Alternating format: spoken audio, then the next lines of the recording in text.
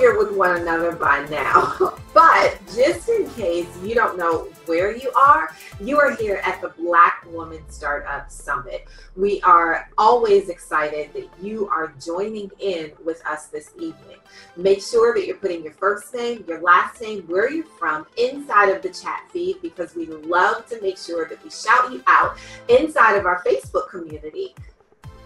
You are inside of the Facebook community, right? Because you do know that there is a movement going on of Black women in business, which, by the way, is the fastest growing group of entrepreneurs.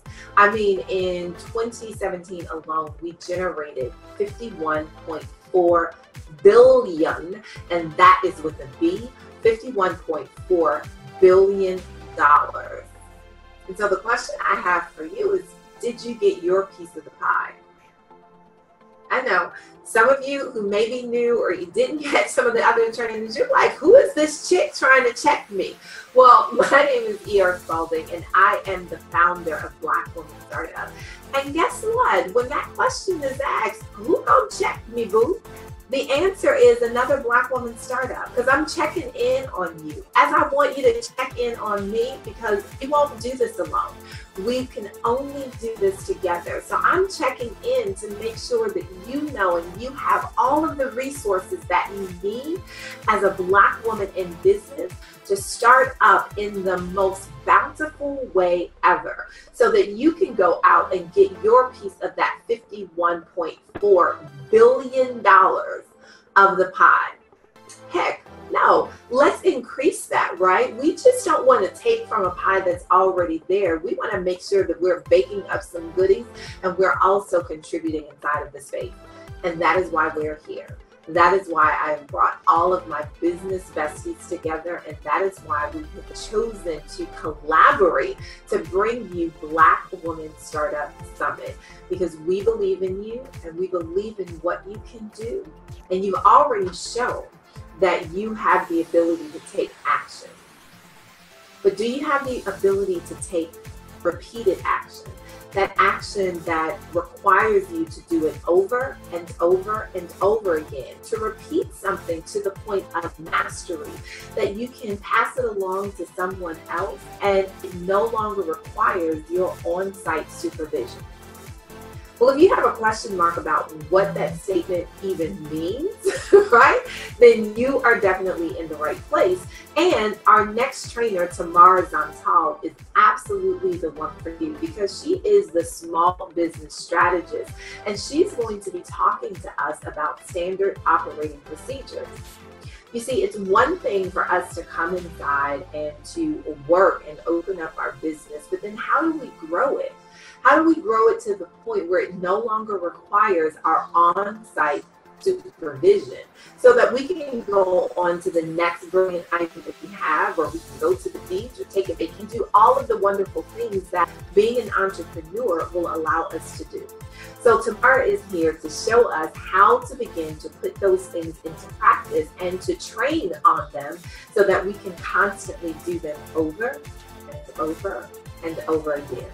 So you are in the right place. So make sure that you download the workbook. You know how this goes. You want to text the keyword Tamara, that's Tamara, to 773-993-1652. And that will get you access to the workbook that's going to accompany her training today.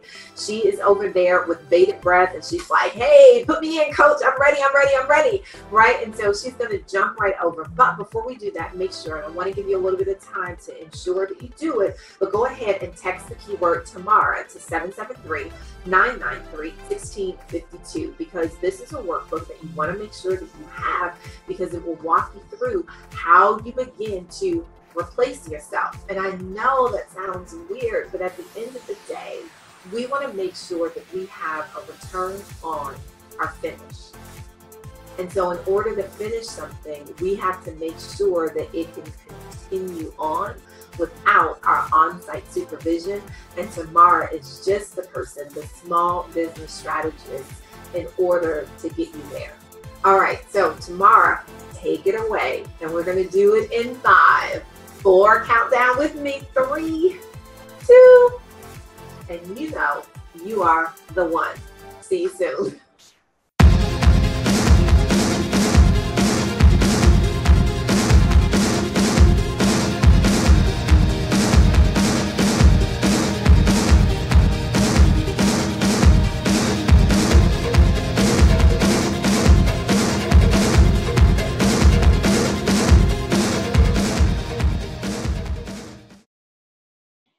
Hello, everyone. My name is Tamara Zantell, and I am the CEO and founder of Raising a Mogul. I'm super excited to spend some time with you as one of the trainers for the BlackWoman Startup. So today's topic, we're going to be discussing standard operation procedures. Standard operation procedures are a little, unknown to many of us. They're a little boring, most people think, but hopefully over the next few little bit of time that we spend together, you'll begin to see things a little bit differently, and you'll start to actually really appreciate them and understand better why you need them. So let's get started. I'm going to share my screen.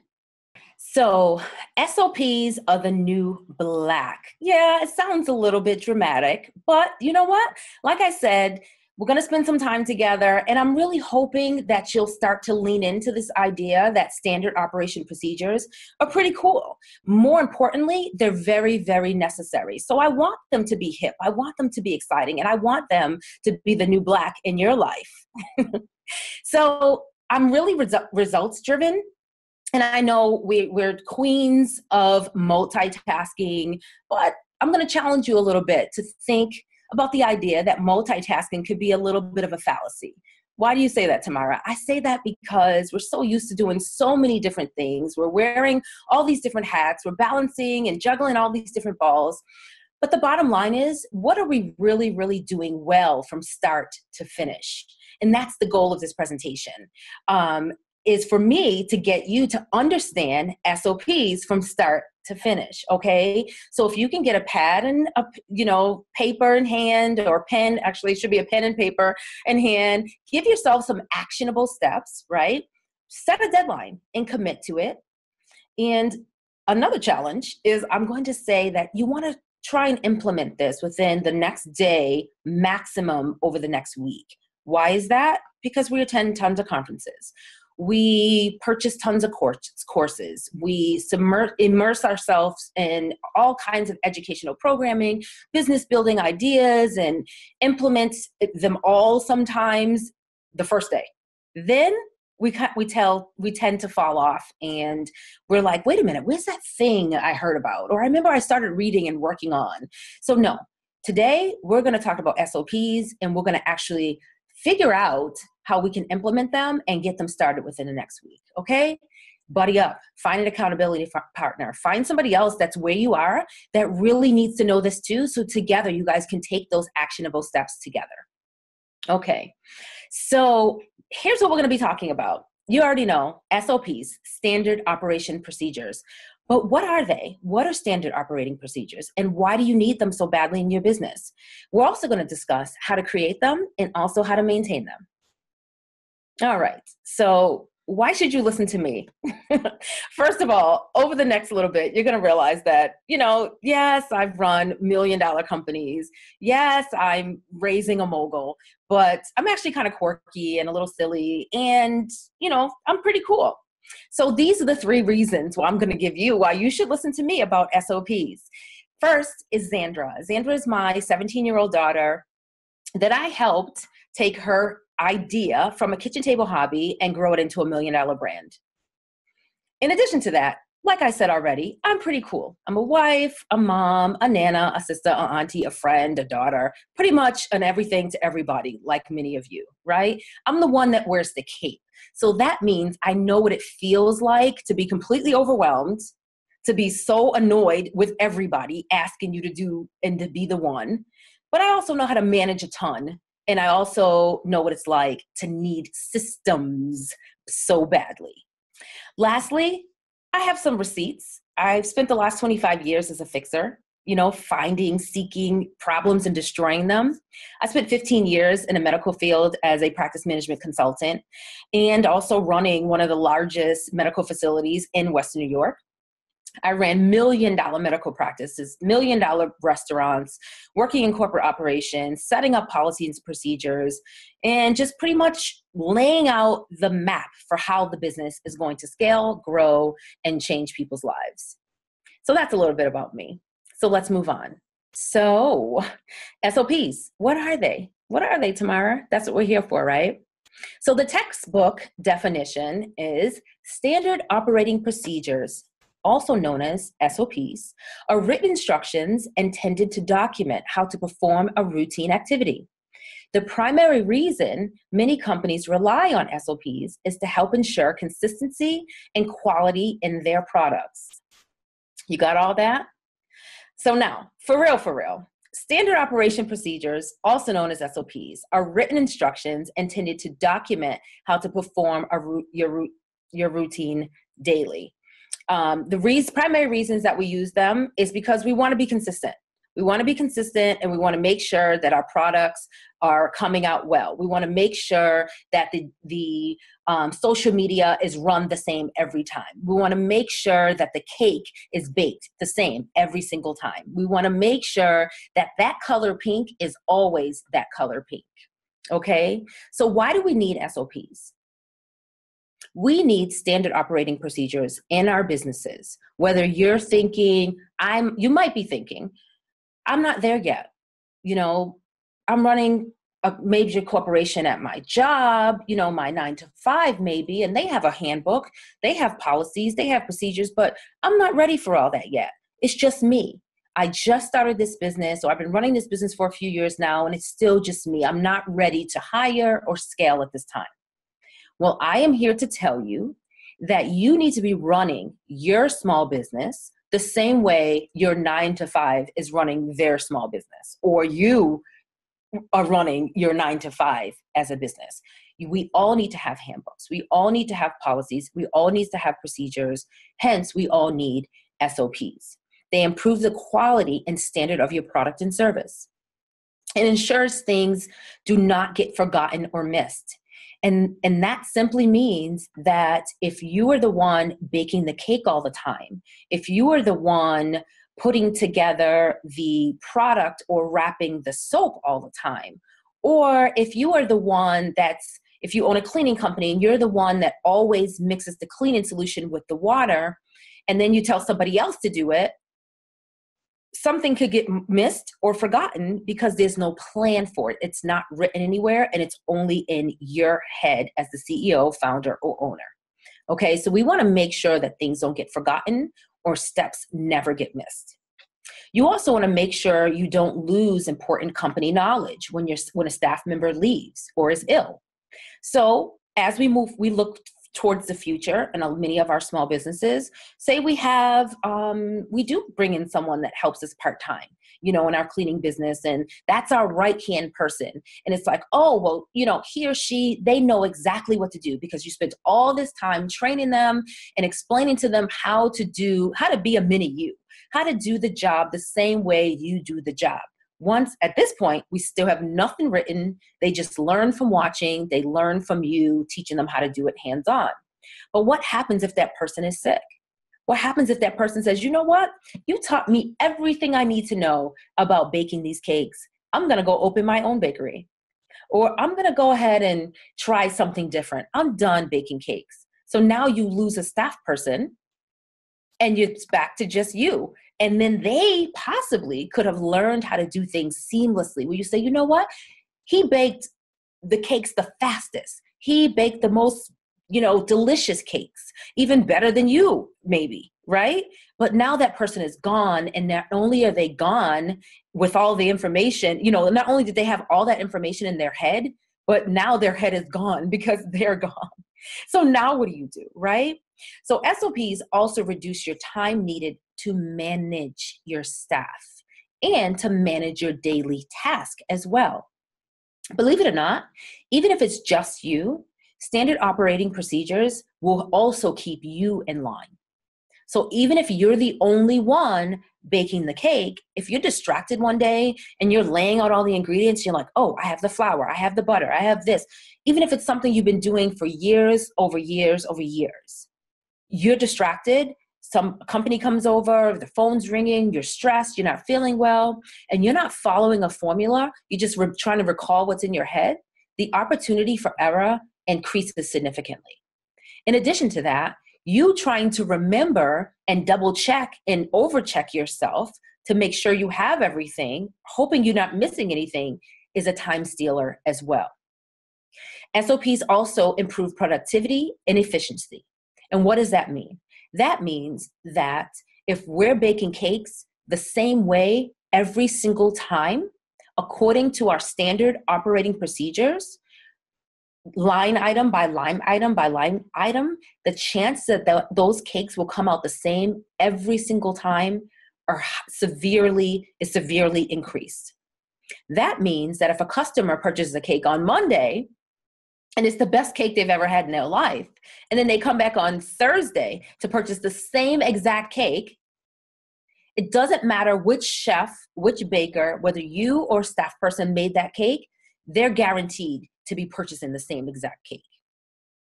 Increasing productivity and also efficiency. In addition to that, SOPs make your business easier to sell. So I know you're probably thinking, sell? I'm just starting. Why am I thinking about selling? Believe it or not, many of us that are startups, many of us that have been doing this for a while, especially if you have a product or an amazing service, you really want to start considering an exit plan. And a part of many of our exit plans is the idea of selling to a larger corporation, especially if you have a cool gadget, something you patent, or this process that's amazing that the world has yet to see, and some other huge corporation wants to come in and swoop it up. Or even if it's just your girlfriend, and you're like, I'm done with this. Here, you can have here's the keys. The idea is no one wants to buy your mess. No one also wants to invest in your mess. So standard operating procedures is a clear, consistent layout plan for how your business can be run, is running, and how someone can step in your shoes or open the door the next day once you leave and start doing business and doing business well. So let's talk about creating your SOPs. There's a couple things we need to consider. First, we need to decide on the best medium for the creation, whether it's going to be, now, before I continue, I have to say, we cannot overthink this process. We just can't. Don't overthink it, because at times we overthink things, we overcomplicate them in our heads, and that keeps us stuck. That keeps us from making progress, from moving forward, and doing any of these things that we need to do. Okay, so I know it's overwhelming, especially as a startup, because we're wearing so many hats and we just have so many things to do. So I know, but I will tell you that if you do this and you don't overthink it and just make it happen, it will change your life. So we need to decide very quickly whether we're going to have our SOPs, our standard operating procedures, on paper, or if they're going to be digital. Not everybody's down with digital, which means, and when I say digital, I mean, are you going to keep them on a Google Drive? Are you going to keep them in Google Docs? Are you going to create an Excel spreadsheet? Are they going to be downloadable to all your staff, or to your virtual assistant, or even for you? Do you download? So if you lose a paper copy, you can download a new one. Or are you going to have a nice binder? You can do a handwritten notebook. This is my SOP notebook. But one thing, I will recommend, if you are going to use paper, like have a binder, 3-hole punch binder, something of that nature, that you invest in the clear plastic page protectors. So that way you can easily open the binder, take out the SOP for, the blueberry shortcake or strawberry shortcake cake, right? And then you can have it, or your staff person can have it right there while that product is being developed or created. Okay. You take out the, how to print payroll SOP, and it's they can take it out of the binder and use it for that moment, so that while they're learning the step-by-step process of how to print payroll. But the plastic page protector helps, because as they're going through the line items, you can use a dry erase marker and you can check off where you are, or make any adjustments if they don't fit properly, with this, what the process is happening that moment. So if there's any changes that need to be made, you can jot down notes and then go back to the digital or the original paper copy, or take it out the sleeve, erase, rewrite the new procedure or the update, and then put it back into the sleeve. So those are two different ideas, many different ideas, actually, if you're thinking of digital and paper, really whatever works for you. Once again, don't overthink it. So next, we want to write a list of all the tasks performed by you or staff that need procedures written for them. All of them. Don't let it overwhelm you, but I can almost guarantee there are many, and we're going to go over a couple ideas in a little bit. We're also going to, it's also really important to start writing them as you do each task, or assign your staff to do them. If you have staff, a virtual assistant. Okay, and I'll give you some tips later on how that can be done, even if it's just you. And lastly, we want to commit to implementing them, once again, within a deadline. So I'm not saying you're going to say, everything in my business, I'm going to write a SOP for this week. Give yourself some reasonable, actionable steps. You say, I'm going to write operating procedures, standard operating procedures for just how to do payroll this week. I'm going to write the SOPs for just how to manage social media just this week. And then what you can do, two things you can do, is while you're setting up your social media for that week, say if Sunday, that's the day you schedule all your social media posts and, you update your pages, anything of that nature, you're going to take note of every single thing you do.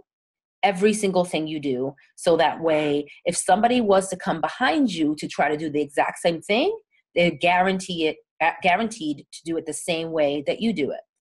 The other idea is that you can record the step-by-step, play-by-play process and then send it out for transcription. So that way, then you get it back and then you can put it into line items and bullet points. That makes it a little bit easier for us to process.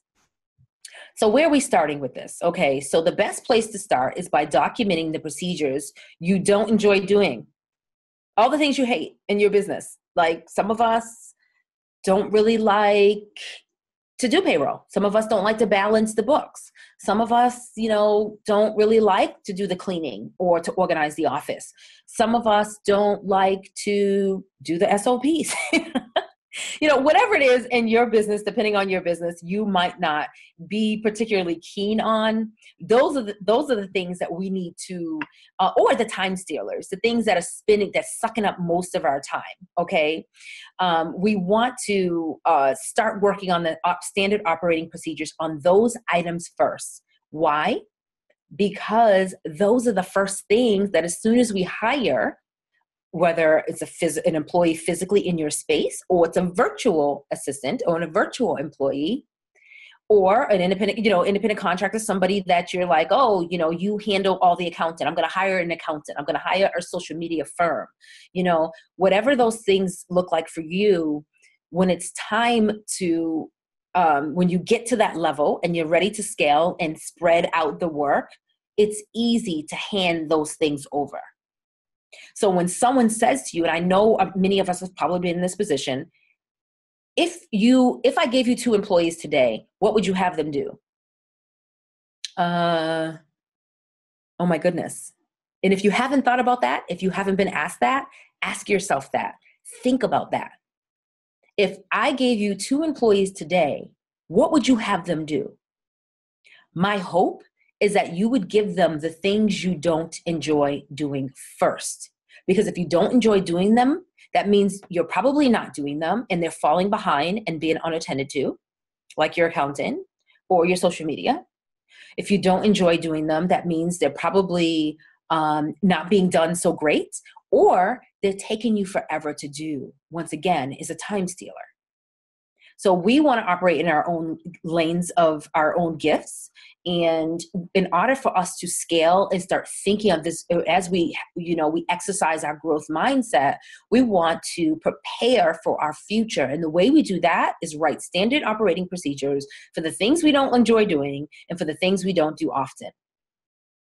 Okay, so that way, as we scale, as we grow, we can easily hand those things off, and it'll speed up the process of the other person taking on the responsibility and how they're going to manage it with the least amount of confusion. So, what better way to talk about this? So hopefully, as you're listening to me, you're starting to realize, like, oh, okay, it's not really that hard. It's not. We're exercising SOPs every day. We're exercising standard operating procedures every single day. So I challenge you to think about this. Imagine teaching someone how to load a dishwasher. Some of us have done it. Some of us have seen it done. But I would guess that many of us have an idea of how it's done, or teaching someone how to wash a plate or wash a glass. So you could say, hey, Jonathan, go wash the glasses in the sink. And if Jonathan has never washed glasses, imagine what's going through his head trying to figure out why he stands over the sink with all these glasses, and then there's soap and there's a sponge or a rag, and do I use hot water? Do I use cold water? And for you, it's what you do every day. So you're like increasingly getting annoyed. You're like, what's taking so long? Why don't you know? What do you mean? Turn the water on. You have to pull the faucet up. You have to turn the faucet left. You have to turn the faucet right. No, we don't run the water the whole time. You fill up a bucket and you add the soapy water. Then you wash, and then the dishes go here. When you think about it, everything I just said, that's a long process. For someone that's never done it before, it can be intimidating. It can also be overwhelming. But because we do it every day, it's so easy. Why don't you get it? That's the stance we take. So we want to start to really, for lack of a better phrase, kind of dumb down everything we do on a daily basis, put it down on paper or type it up digitally, so that when the Jonathans in our lives come to help us, support us, and help us grow our businesses, they will not feel so stuck in the unknown. They can look at page 45 of your SOP manual at dishwashing, washing glasses step by step. And then they can read down each step. Okay, turn the right faucet to the left. Balance the hot water, cold water. We want lukewarm temperature. Add, liquid dish soap to bucket with hot water. Soap up water, the whole process. So hopefully you're starting to visualize what I'm talking about. So here's a typical structure of a SOP. So now keep in mind, this says typical. So one of the things that I did just as a test for you is I went over to Pinterest and I found some different examples of standard operating procedures, layouts, and ideas for you, just so you can get a feel. Because once again, I do not want you to overthink this. It could literally be a simple checklist. It could be an Excel spreadsheet. It could be just your handwriting. It could be a flow chart. It could be anything. But this is typically, depending on, of course, corporation depending, some of the things that are included. So pretty much you might not include all of these things, but typically you will have to include some of these things. So let's look at what the content of a standard operation procedure should be. Okay, so you always want to have a title on the page. I'm going to show you some examples in a minute. You want to have the title of whatever it is.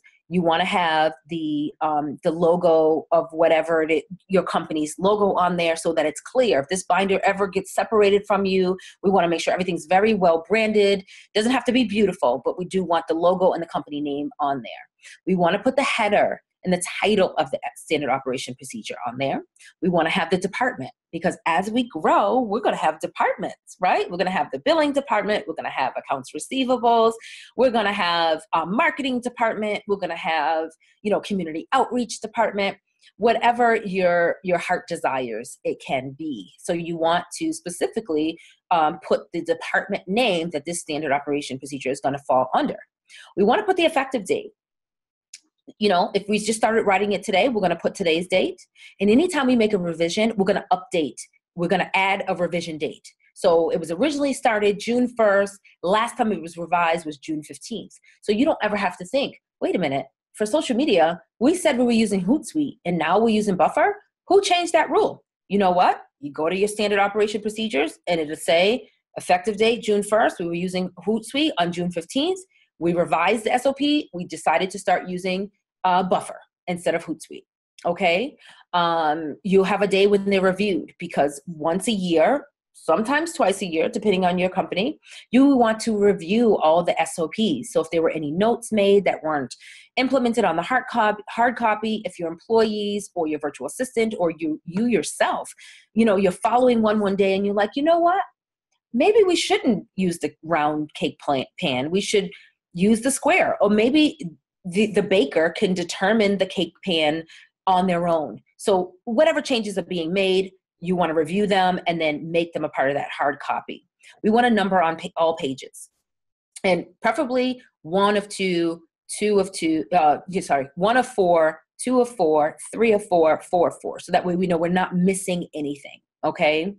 We also, if there's any other documents or if there's any regulations, we want to, if you're working in the food industry and there's like a special code for the FDA that your employees need to properly understand, or if there's a reference to a document that they need to properly understand, you want to put those numbers in there. For most of us, this won't apply. You want to set the purpose. What is the standard operation procedure for? So if we're applying it to my earlier example, the cake company, the purpose of this standard operation procedure is to understand how to properly clean and sanitize all dishes within the Tamara Zantell bakery. What's the purpose? It might seem really trivial and silly, but we need to state a purpose. Remember, we're doing business. We're starting up and we're doing business well. So we always have to have a purpose. We want to talk about the scope of it. Are we talking about all the dishes in the bakery or just the dishes in the chocolate part of the bakery? I don't know. So once again, not all of these were applied. We want to talk about responsibilities, accountabilities, the actual procedure. So that's going to look like a 1, 2, 3, 4. Okay. And then in the footer, or sometimes I've also seen in the header, you want to have approval signatures, prepared by, checked by, approved by, and then some quality control stamp from yourself, the owner or the supervising manager, that yes, the standard operation procedure is good. We've checked it. It's working. This procedure will actually get us the best cakes possible that our community loves until it's been changed. This is the rule. This is the procedure that everybody's following. Okay. So I want to give you a little bit of inspiration because I know you're probably thinking, okay, how does this apply to me? How am I going to use this in my business? What does this look like for me, Tamara? Okay. So I want to inspire you to think. Okay. So blog formatting. Okay. It's time. It is the time for you to hire. And you have your new employee come and, you're really excited because he or she is the perfect fit, or you finally nailed a great virtual assistant. You've seen their work and it's like, now it's time to get this stuff off your plate, right? What does that look like right now? It could look like blog formatting. So if you're a blogger, or all of us should be doing some sort of blog, and that could be, video vlogging, or it could be typing a blog, whatever it is, whatever you do to help support the marketing of your business. This is just an example. That could look like include where you sourced your graphics, how you make them, plus the size they should be. So if you've been doing the blogs or the newsletters, the next you'll see newsletter process, and you have a specific template for a way you want them to look, a way you want the customer that opens that newsletter to feel. And that only comes from using these kind of pictures from this place and graphics this size. All that needs to be included in the standard operation procedures. They need to know how often to send the newsletter, what day of the week, what time. So instead of you sitting down to explain all this and that person having to take feverish notes and try to keep up what you say and make sure there's no misunderstanding, you can easily hand them this SOP manual and they'll have everything they need. So if you're too busy making your millions, if you're too busy marketing your company and doing all the things that you really love, they can easily go through the manual, the procedure policy, the SOP manual, and find how to do these things. And even if they're not going to be perfect the first time, they'll be very, very close to exactly what you would produce on yourself. And then we can follow up with tweaking through conversation and, once again, additional training. Social media is an idea. How would you write an SOP for social media? What would it include? Like, what would be on there? You'd include how many times to post on social media and the scheduling software that you use and how to use it. So you can't just say, I use Hootsuite and I want all my social media to go out every Monday, Wednesday, Friday at noon, no matter what. What if they don't know how to use Hootsuite? What if they've never heard of Hootsuite? So there has to be a follow-up procedure on that SOP, on the same SOP, on how to use Hootsuite. Or you can do an addendum, Hootsuite. And then on the social media SOP, you'll reference the Hootsuite SOP. Okay? Invoicing clients. What does that look like? Okay, send everybody a bill. Okay, how? Which software to use, how to use your specific software, and when to send them. Client processing. That can include the pre-client information, the intake service, post-service steps, all these different things in which you'll bring in a new client. The idea is that we don't want to be the bottleneck in our business. We don't want to be the reason why we're not growing. So if we have SOPs in place, we're creating the opportunity for someone else to come in and help us grow and scale our business. Here's another example. Now, once again, I found this on Pinterest. Very simple. You can go over to Pinterest. You can even probably Google SOP examples, and you'll see probably some of these. Once again, I am not into overcomplicating anything, just to give you an idea. So this is what it looks like. So I gave you the steps, but this way you can actually look at how all those things I said that need to be included. You can see how they play out actually in this format. So you have your procedure name, the category. If this applies to you, you'll put the owner's name here, the procedure number, effective date, there it is, the revised date. Those are really, really important. We have our purpose statement. Whose responsibility is it? And then the actual procedure. So the procedure can look like this. You understand the system, the database.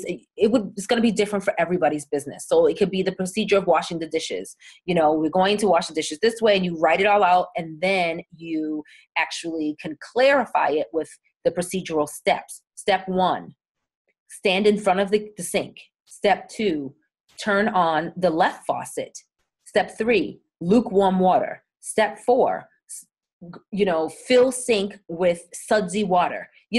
However it works for your business, that's how simple we want it. We want it broken down. So that way, eventually, obviously, as your staff, is around you for a while, they'll absolutely be able to do this really simple, really easily. That's great. So the hope is that over a course of a few weeks, they're doing it without looking at this procedure every single day. Eventually, they won't look at it at all until that day when they say, you know what? I figured out a way that we can save 10 minutes on step number 4, or, you notice that, wait a minute, you're now using a different upload software, or the blog looks a little bit different. Then that's when you have a conversation, and then you pull out the SOPs and you say, okay, what's changed? What did we update? What step are we skipping? The cake doesn't really taste the same. What happened? And then we revisit, we revise, and then we update procedure. And then they might have to keep that procedure with them.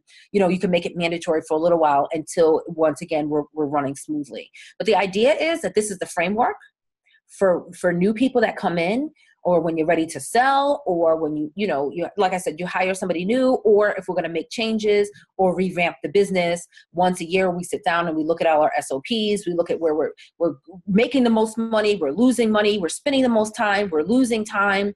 Whatever it is that we need to change, it's always going to start and end with our standard operation procedures. What's working and what isn't working. So, okay, so let's look at another one. So this is a procedure for a virtual assistant.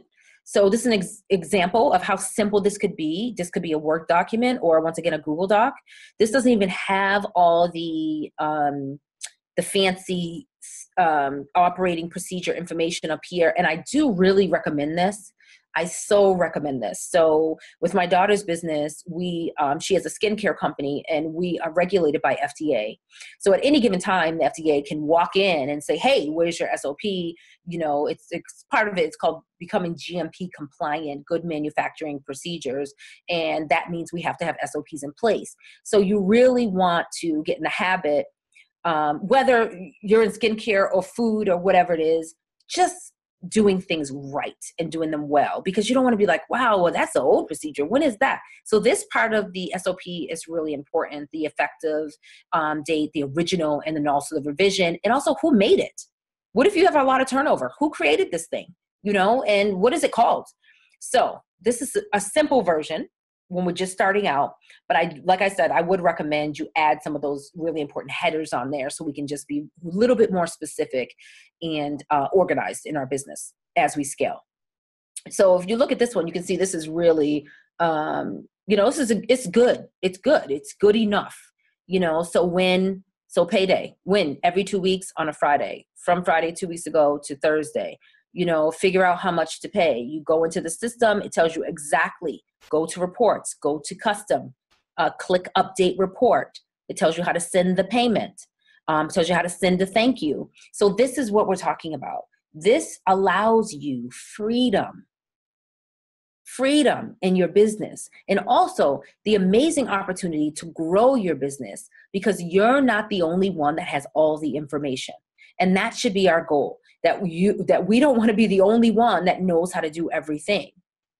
Okay, so that's a really great example of how we can do SOPs the simple way. Once again, we're not here to overcomplicate anything.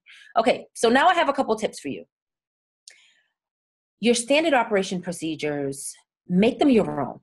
I showed you a few examples. They don't have to be complicated. It doesn't matter if yours are written in pink or blue, or they have doodles and puppy dogs and fairy tales and unicorns on them. If you want to print them on big poster board and post them all over your office, whatever, make them your own.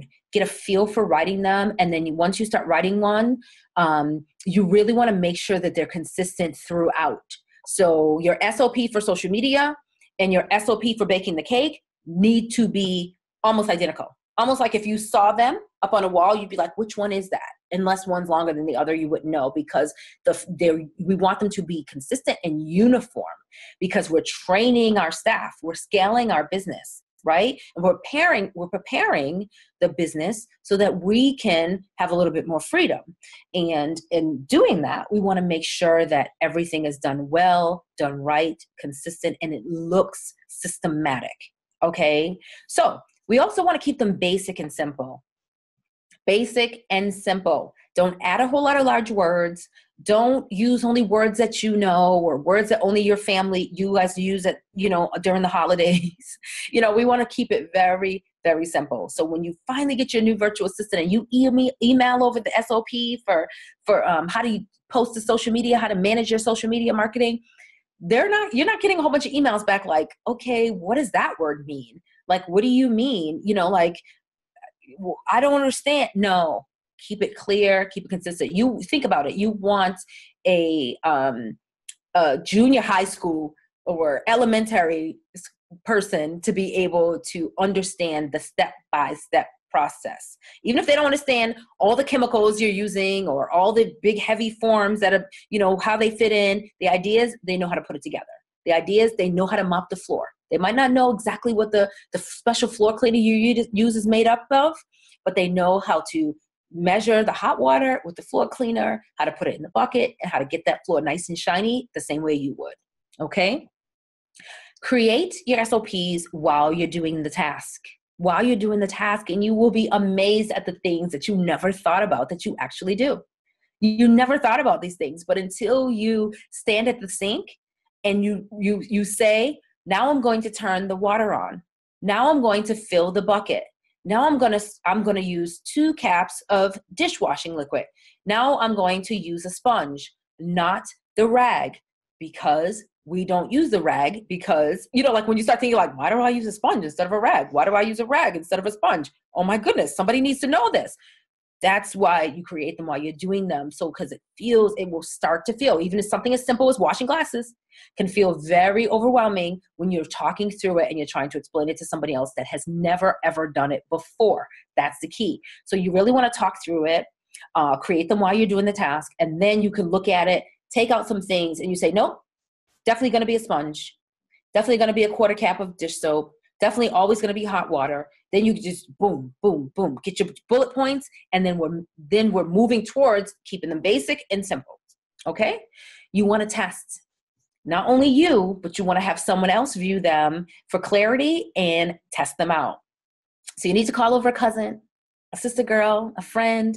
Somebody needs to come over and pretend as if they've never washed dishes and follow your step-by-step process so that they too can see you both can see if at the end of this following without any guidance from you, they get the clean, clear, crispy, beautiful glasses that you get every single time. Okay? That's how you'll know if your standard operation procedure, if your SOP is actually written well and clear enough. You can use video. So this is something that I've actually done for my daughter's business because we spent so much time formulating products and making lotion and making lip balm and soap and all these different things. It was just like she had everything in her head. And I'm like, I can't help you unless you show me how to help you. So I would watch her. And what I did is I started videotaping some of the things that she would make. And then I was able to watch that video and write out every single step that she did to create our now standard operating procedures. Pretty cool, right? And if you don't have time, send that video over to Fiverr, send that video over to a virtual assistant, send that video over to Upwork, and have them write down every single thing they see based on the video that you recorded. Hey, you probably have to bake cakes anyways. You probably have to wash dishes anyways. So you might as well record yourself, send the video out, have them type out what they see step by step, send it back to you. You take out the things that don't matter. You keep everything that's relevant, keeping it basic and simple, of course. There's your SOP. After you add your company name, your header, your logo, and all the other really pertinent things, okay? You always want to, lastly, you always want to update your SOPs as needed. So believe it or not, things change. Say, for example, you're making cakes and your strawberry shortcake cake is always the same because you always have this amazing cream cheese frosting. But now, all of a sudden, the company you get this frosting from, or one of the ingredients that goes into this amazing frosting, no longer makes that. So now you have to source that frosting from somewhere else. Or say, for example, Hootsuite, it's gone, or Buffer, they're gone. Now you have to learn how to use Post Planner or Postcron, right? Now you have to go update your policy and procedures, your standard operation procedure, your SOP for social media, for baking the strawberry shortcake cake, with the updated change. And you say why. You revise it with the date, and then you update it. Now, going forward, instead of Hootsuite Buffer, we'll be using Post Planner Postcron. Now, instead of, the Miller's Bakery cream cheese, we're using Meyer's Bakery cream cheese. Okay? So that's really important because nothing worse than having someone be stuck looking for the Miller Bakery cream cheese and it's no longer there and you forgot to tell somebody. All right. So, warning.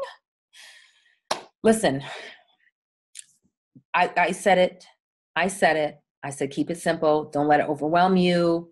Just don't. Don't overcomplicate it. But I do want to warn you. I have to be honest. This is hard. It's hard work to start. Like, it's hard in the beginning. Not hard because you can't do it. Not hard because you don't know what you're doing. It's hard because we're not accustomed to explaining every single step of every single thing we do to anyone. It's also hard because we're always used to doing everything on our own. But what I want to challenge you to do, what I want us to grow into, is the idea that we no longer want to be the only one. We want to have many people doing what we do so that we can continue to grow and scale our businesses, maximize our revenue, and take over the world, really. That's what we're here for, right? This takes a lot of effort in the beginning. It does. It takes a lot of quiet. It takes a lot of, going through the steps and aggravation. But I promise you, it does get easier. You really need to start doing this now. And I cannot stress how much it will pay off, right? It will pay off. Why do you want to do it now as opposed to waiting until you're big enough? You're big enough now. Even if you just have an idea for that bakery, even if you just have an idea, for whatever it is that you're trying to do, the idea is you want to document as you grow. So that way, even when a family member comes in, even when your best friend comes over and says, how do I help? You can say, oh, this is how we wrap the soap. This is how we package the eggs. This is how we, box the cakes. This is how I post to social media. This is how I prepare those documents. This is how I bill, I invoice my clients. So they can sit over there while you're sitting over here and you're like, wow, I got 3 or 4 things done today and half of them I didn't have to do. So it's really important that we start now. We start thinking about these procedures and, the way we want our brands, our businesses to function now, because by the time your wildest dream comes true and your business is booming and everybody wants the t-shirt you sell or wants the course you created or wants the cakes you're baking, it's going to be too late, because everything's going to be moving so fast. You're going to kill your business before it even has a chance to be as amazing as it can be. Why? Because there's no procedures. There's no standard operation procedures. No one can come in and help. You're paying employees and they're just standing around because you didn't tell them what to do. All the information's in your head. Now you're possibly not feeling well. Everyone's annoyed. The product is not being produced really great. The cakes don't taste the same because you didn't make them. It's going to be a mess. So if we do the work now, I guarantee you it will pay off later. So I put together a couple ideas for you for further reading about standard operation procedures and really just creating, procedures and processes for your small business and why it's so important to do them now. And to better read up and understand how they work and how they're critical to the success of our small businesses. So we have the E-Myth Revisited, the Entrepreneur's Trap, which is pretty much what we've been talking about. We don't want to get trapped into being the only one, okay? And also the Checklist Manifesto, which is excellent for you to check out. So lastly, I want to tell you that you can absolutely do this. You can do this. You must do this. If you want to grow, if you want to scale, if you want to be as amazing as you can be, you really need to implement your standard operation procedures so that way you can grow and scale this brand to the highest of heights. You can get ready to sell. How about that? Imagine someone saying, you know what, this company is run so well. We're just going to take over your cake business. Here's your $1 million or your $2 million. And we're going to engulf your cakes because you have the best cakes, because they're always so consistent. They always look exactly the same. They're always packaged the same. How do you do that? It's so amazing. So I hope this has been beneficial to you. I hope I have given you some really good things to think about when it comes to standard operating procedures and why they're so important to the small business. And even more importantly, why they're so important to the small business today and why SOPs are the new black. If you have any questions, please let us know, and happy starting up.